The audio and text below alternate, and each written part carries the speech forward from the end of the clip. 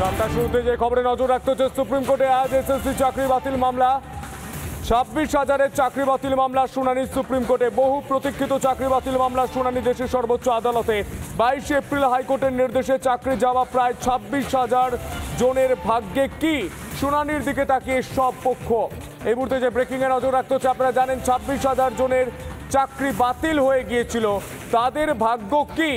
আজ সুপ্রিম কোর্টে মামলা শুনানি। সুপ্রিম কোর্টে আজ এসএসসি চাকরি বাতিল মামলা। 26,000-এর চাকরি বাতিল মামলার শুনানি সুপ্রিম কোর্টে। বহু প্রতীক্ষিত চাকরি বাতিল মামলার শুনানি দেশের সর্বোচ্চ আদালতে। 22 এপ্রিল হাইকোর্টের নির্দেশে চাকরি যাওয়া প্রায় 26,000 জনের ভাগ্যে কি, শুনানির দিকে তাকিয়ে রয়েছেন প্রত্যেকেই। এই 2016-র এসএসসি নিয়োগ দুর্নীতির রায়, সম্পূর্ণ নিয়োগ বাতিল হয় হাইকোর্টে। প্রায় 26,000 জনের চাকরি বাতিল। অযোগ্যদের বেতন ফেরতের নির্দেশ দেওয়া হয়। 1 মাসের মধ্যে সুদ সহ বেতন ফেরতের নির্দেশ। অর্থাৎ যারা এই ঘটনায়, যাদের ওএমআরসি ট্যাম্পারিং পেয়েছেন, র্যাঙ্ক জাম্প পেয়েছেন, তাদের এই টাকা ফেরতের নির্দেশ দেওয়া হয়। উত্তরপত্র ওয়েবসাইটে আপলোড করতে হবে। চাকরি থাকবে শুধুমাত্র সোমা দাসের, অর্থাৎ হাইকোর্টের নির্দেশে যার চাকরি হয়েছিল সেই সোমা দাসের শুধুমাত্র চাকরি থাকবে। ক্যান্সার আক্রান্ত হওয়ায় মানবিক কারণে চাকরি বহাল। শূন্যপদ তৈরিতে কাদের মদত, প্রশ্ন উঠেছিল। খতিয়ে দেখে তদন্তের নির্দেশ সিবিআইকে। নতুন করে নিয়োগ প্রক্রিয়া শুরু করতে হবে, এমনটাই রায় দেয় হাইকোর্ট। আপনারা জানেন হাইকোর্টের রায়ে বেতন ফেরতের নির্দেশ থাকে যারা র্যাঙ্ক জাম্প করে, যারা ওএমআরসি ট্যাম্পারিং করে চাকরি পেয়েছে, অর্থাৎ ওএমআরসি বিকৃত করে, যারা হয়তো 3টি প্রশ্নের উত্তর দিয়েছে, তার নাম্বার হয়ে গেছে 30, 50, 60। এই যে নাম্বার, সেই ট্যাম্পারিং এবং র্যাঙ্ক জাম্প যাদের হয়েছিল তাদের বেতন ফেরতের নির্দেশ দেয় হাইকোর্ট। আর এই বিষয় নিয়ে আমরা কথা বলেছিলাম আইনজীবী বিক্রম ব্যানার্জির সঙ্গে। কি বলছেন তিনি, শুনব। রাজ্য সরকারের কার্যকারিতা দেখে আমার যেটা মনে হচ্ছে মূলত যে তারা অযোগ্য যারা ক্যান্ডিডেট তাদেরকেই বাঁচানোর চেষ্টা করছে, বা টেন্টেড ক্যান্ডিডেটদের বাঁচানোর চেষ্টা করছে। সিবিআইয়ের যে তালিকা বা মামলাকারীরা যেটা দিয়েছে, সেটাকে কিন্তু কোনোভাবে রাজ্য প্রশাসনের তরফ থেকে বলা হচ্ছে না যে আমরা এটা মানি না। তারা বলছে যে কোর্ট যেটা বলবে সেটা করব। তারা বেসিক্যালি চাইছে না যে অযোগ্যরা বাদ যাক এবং সেই জায়গায় যারা যোগ্য তাদের চাকরি হোক। আমরা কিন্তু যারা চাকরি পেয়েছি তাদের মধ্যে অ্যাকচুয়াল যোগ্য যারা, তাদের চাকরি চলে যাক, এটা কখনোই চাইছি না। আইনজীবীরা তারা বলছেন যে রাজ্য সরকারের সদিচ্ছার অভাব রয়েছে, রাজ্য সরকারের সদিচ্ছার অভাব রয়েছে এবং সেই সদিচ্ছার অভাবের কারণেই ভুগতে হচ্ছে এই চাকরির প্রার্থীদের, অর্থাৎ যারা চাকরি করছিলেন তাদেরও ভুগতে হচ্ছে, যারা চাকরির দাবিতে রাস্তায় বসে রয়েছেন তাদেরও ভুগতে হচ্ছে।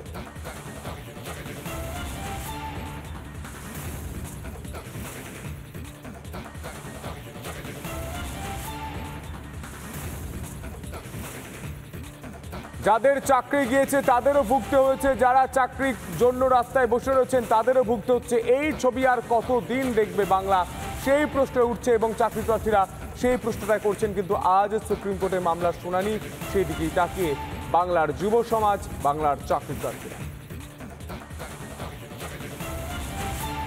আপনারা জানেন অযোগ্যদের বেতন ফেরতের নির্দেশ ছিল এবং চাকরি বাতিলের যে নির্দেশ, সেই নির্দেশ চ্যালেঞ্জ করে সুপ্রিম কোর্টে যায় এবং সুপ্রিম কোর্টে আজ মামলার শুনানি।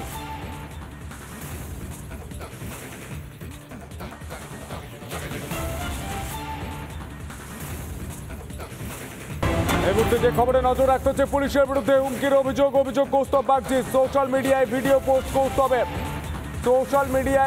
পোস্ট কৌস্তবের, যেখানে পুলিশ হুমকি দিচ্ছে, পুলিশের বিরুদ্ধে হুমকির অভিযোগ কৌস্তব বাগচির।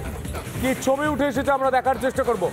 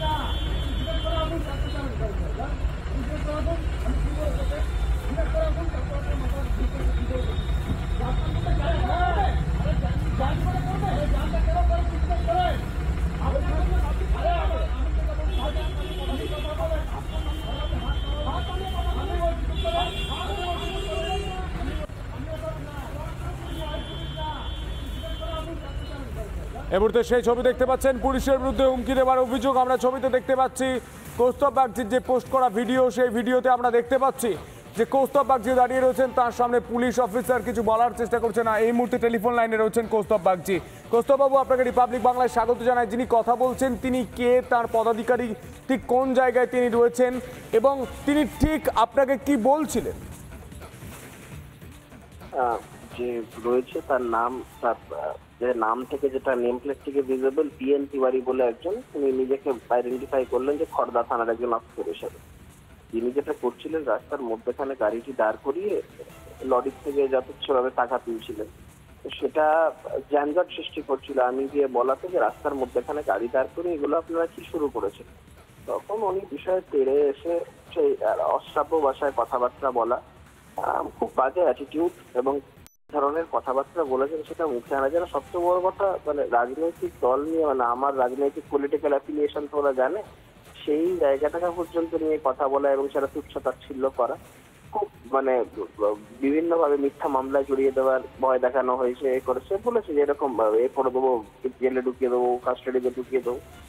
আমি এই বিষয়গুলো নিয়ে দেখলাম যে এগুলো কমপ্লেন করা খুব দরকার, তো আমি তার জন্য কমপ্লেনটা করেছি এবং আমি এর শেষ দেখবো।